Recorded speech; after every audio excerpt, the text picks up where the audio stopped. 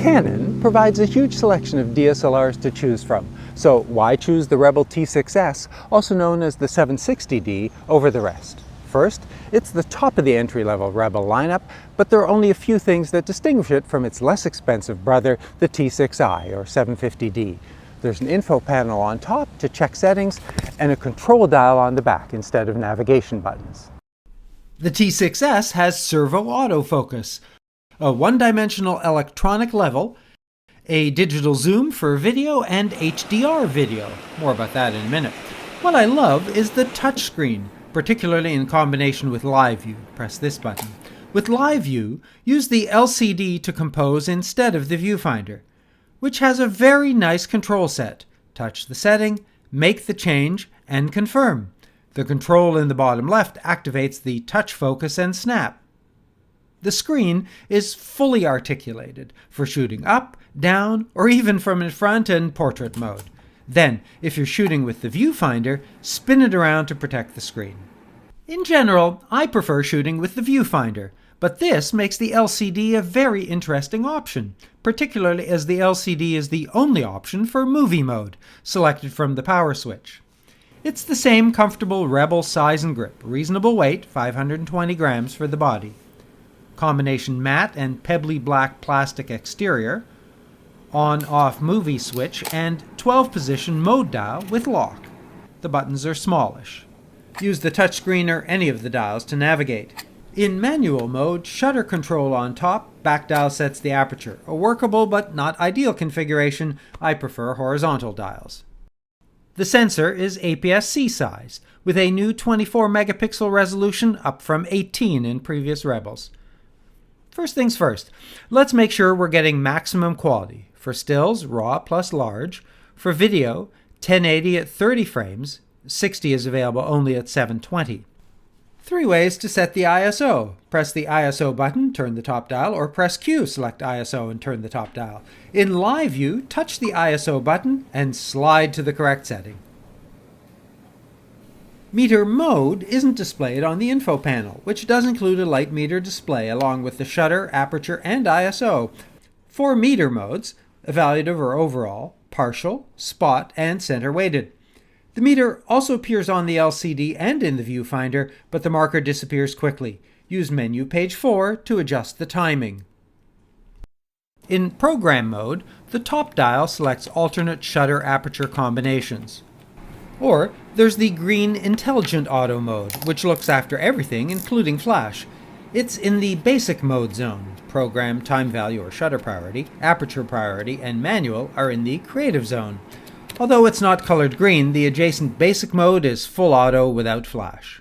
My evaluation unit came with the 18-135 kit lens, about 7.5 times zoom, the 35mm equivalent of about 20-215.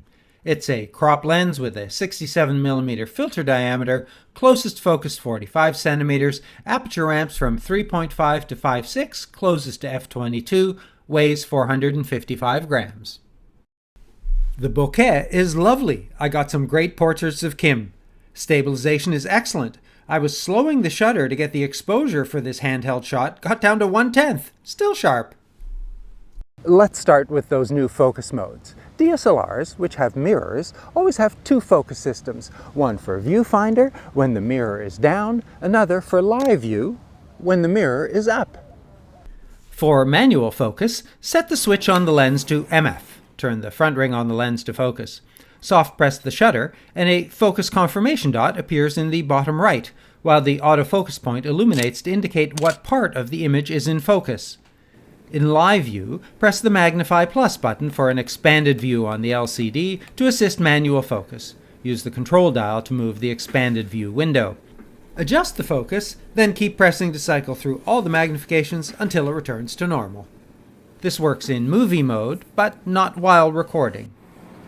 Turn the autofocus on and use the AF button to select from one of 3 modes: one shot, AI servo for continuous tracking of the subject, and AI, which operates as single until the object starts moving. Press the autofocus selection button to toggle the 3 areas: single, zone, and auto. Set custom function 5 to use the dial instead. Single and zone can be moved using the control dial. The AF selection button provides access. In single, use both dials. The selection screen appears on the LCD, but it's easiest to use the overlay in the viewfinder. Focus hunts a little, particularly when it's dark, but in general it's speedy, an observation I'd make as a generalization about the T6S. Typically, I'd say that shutter lag is small, but it's more than that. Everything reacts quickly. It's great for gunslingers. Whip the camera up to take a picture. It generally gets the shot, which is impressive. Now, if only the on-off switch were closer to the shutter. In live view, which has a slightly larger focus zone, green squares indicate the focused object. Press Q for an overlay menu. Only one shot for static objects and servo for movement are available. Then select Single, Multi, or Face Plus tracking, which I did not find to be particularly trustworthy. One-shot autofocus zone, or 19-point, generally selects faces by prioritizing skin tones. Custom function 6 Disable changes the priority to the closest object. Note that when the focus indication square turns orange, the shutter won't release, which I find slightly annoying, even if the resulting image would be more or less out of focus. Custom function 10 setting 1 removes focus from the shutter button. Use the ** button to focus instead. This back focus technique is useful when distance to the subject isn't changing and you don't want each shutter press to initiate a focus search. I do wish the * button was a little larger. In AI servo or continuous focus mode, setting 2 can be used to pause the focus engine. Press the asterisk. It's useful when you're tracking an object that's further away and don't want to be focusing on distracting, moving closer objects. It's a lot to remember, so it took me a while to get them all in my head and remember how to change for each for the right conditions. If it is feeling a little too complicated, don't forget that in live view you can touch to focus and snap. Touch the icon in the bottom left to disable that. When disabled, move the focus point with your finger, then press the shutter to focus and snap. If you try this feature for 5 minutes, it spoils you for every camera that doesn't have this. So easy, intuitive, and satisfying. You can keep it simple by selecting one of 4 scene types from the mode dial. Portrait, which tries to use smaller apertures for a soft background. It's useful, but also best to keep a good distance between the subject and the background to zoom in fully and back up if necessary. Landscape, which is really the opposite, small aperture and stay zoomed out. Macro for tight close-ups of objects, although this doesn't substitute for a good macro lens, the kit is impressive with an 8 cm horizontal field of view fully zoomed in, smaller than average. Sport mode, which automatically enables burst with a high shutter speed to freeze the action. ISO ranges from 100 to 12.8 with 1-stop granularity. Auto works in all modes. I was very impressed with 6400. All of these photos were taken at that setting, and then the amount of usable latitude I found in processing the RAW files. The T6S is excellent in low light. There's a custom setting to enable 25.6, which the menu calls H. Needless to say, it's grainy. Auto ISO can be limited using the ISO Auto setting on menu page 3. For bright scenes, enable custom function 3.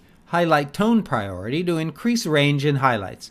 It's helpful for snow and beach scenes. The D+ indicator shows it's active. The control dial adjusts exposure compensation, which I find slightly dangerous as I probe to turn it accidentally. I learned to keep my eye on the meter in the viewfinder, on the info panel, or on the LCD, making sure the pointer remained at 0.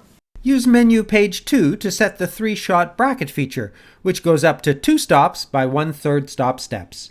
A neat exposure compensation function offset can also be selected. Press the shutter 3 times to take each image, and remember to turn it off when you're done, otherwise you'll be wondering why only every 3rd image is properly exposed. To increase exposure latitude for JPEGs, menu page 2 offers the auto lighting optimizer with 4 settings. Select a drive mode by pressing the left of the control dial, single, continuous, or burst. Burst, at 4 fine JPEGs per second, goes on forever. I stopped counting at 200 images. It's not the fastest, but it does beat the pack in endurance. Silent, which actually barely qualifies as quiet. This is single, this is silent, not silent. A 10-second timer, also used with the optional remote. A 2-second timer, useful for starting time exposures to eliminate camera shake when the shutter's pressed. And a 10-second mode that can be set from 2 to 10 images. Hopefully you'll get one where everyone's eyes are open. And because your eye isn't behind the viewfinder, don't forget to slip the viewfinder cover on. Turn the beep off on menu page 1. Mirror up mode, custom function 9, changes the shutter to a dual mode. The first press flips the mirror up, the second takes the image. This reduces the vibration caused by the mirror for certain shutter speeds when taking macro or telephoto images. Press the top of the control dial to set white balance. Select from the presets, nicely labeled with the actual color temperature, which is helping me to understand degrees Kelvin better. For custom, first take a reference image, then on menu page 2 select custom white balance. The image is displayed, press set, confirm, and OK to set white balance to the new custom setting. Then use white balance shift for custom color settings. Note that you can set color shifts to bracket along both axes. Here all 3 images are captured with a single click. White balance isn't a big deal if you're shooting RAW, but it's most important for video, where making adjustments later isn't really an option. Of course, with the DSC Labs Chroma Selfie included in the first image, and use it as a reference in Lightroom. In the creative modes, there are 7 color profiles or picture styles. Neutral and faithful are best if you'll be making adjustments in post. 3 custom settings can be captured and saved. Press Info to make the adjustments. There are 6 special purpose scenes. Select Scene on the mode dial and use the Q button to change. Some have additional options. Children, which changes to continuous shooting. Food, which suppresses flash and includes a color adjustment to compensate for lighting in the restaurant. Candlelight, also with color and drive mode selection.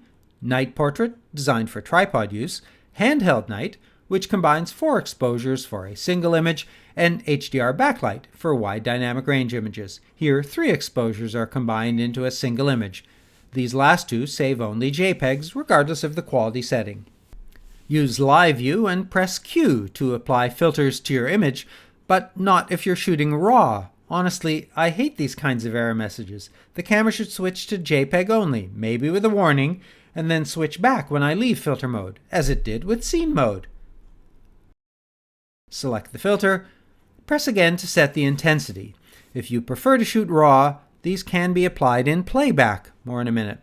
Download Canon's free Camera Connect remote app to your device. I'm using an iPad.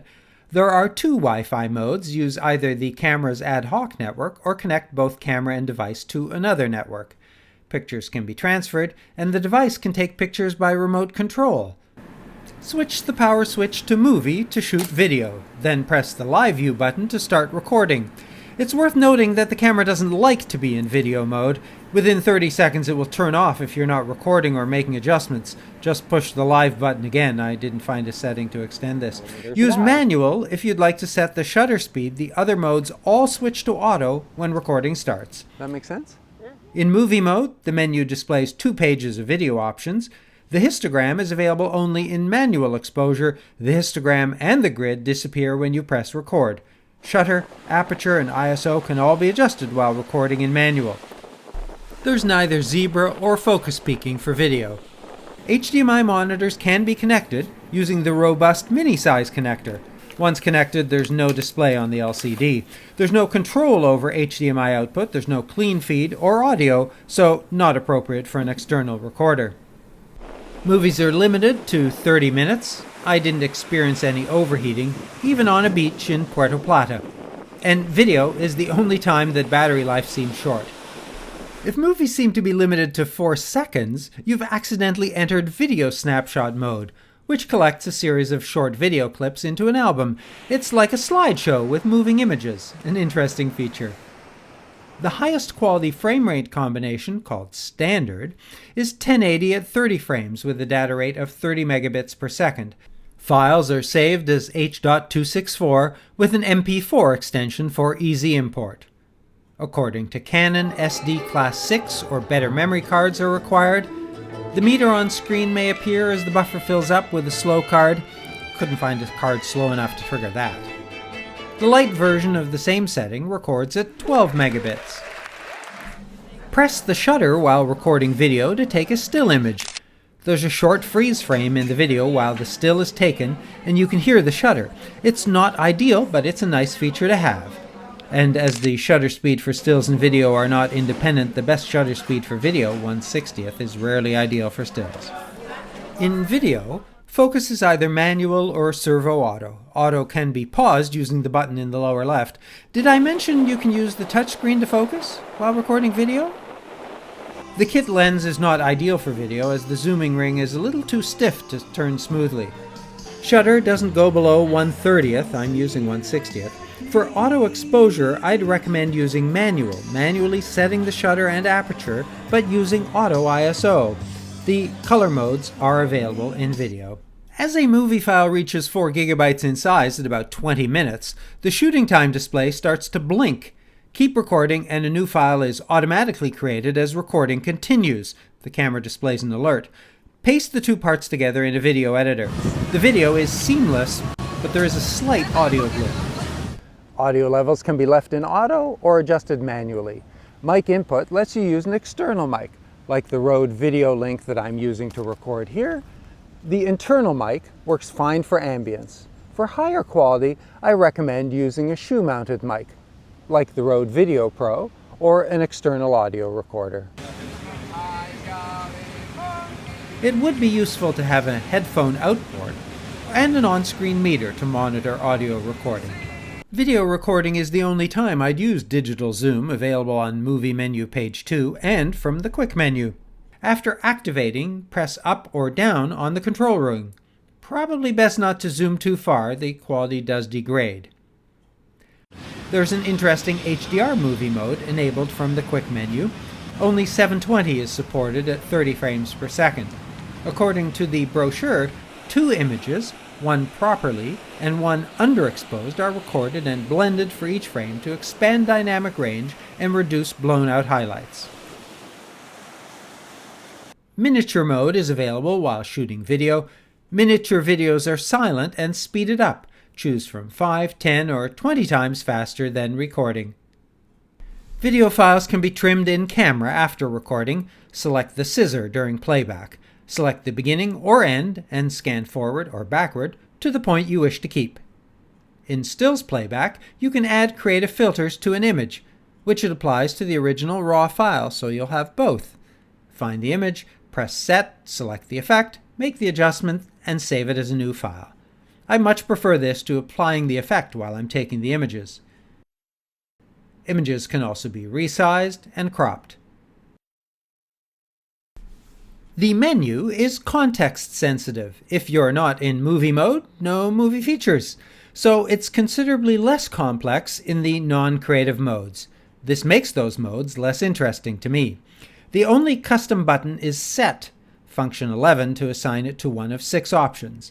I find it useful to have the menu button under my right thumb. As a class, DSLRs have great battery life and the T6S is no exception. You'll have no trouble shooting all day, although if you're shooting a lot of video or prefer live view over viewfinder, it might be wise to have a backup battery in your pocket. Comes with a charger. You can't recharge with USB, there's no USB port. Well, here's my wish list. 4K video, clean video out, an interval timer, panorama mode, onboard memory for a bigger, faster burst buffer, and a built-in ND filter, particularly for video. Move the dial from the top to the front and add a second dial in the back. Of course, Canon has other more expensive models with those features. As a brand, Canon's a choice that provides an enormous range of Canon and third-party lenses for all types of photography, from wide-open portrait lenses to super zooms for wildlife, and a huge selection of other accessories from flashes to power grips. This gives any Canon model an advantage. It's as flexible and versatile a system as you can find. The T6S is like adult contemporary radio or a family sedan. It's a solid, mainstream choice, but not terribly exciting. It's the result of many years of improvement on a successful design. If you won't miss a few leading-edge features, this camera could easily last as your kids grow from kindergarten to grade 8.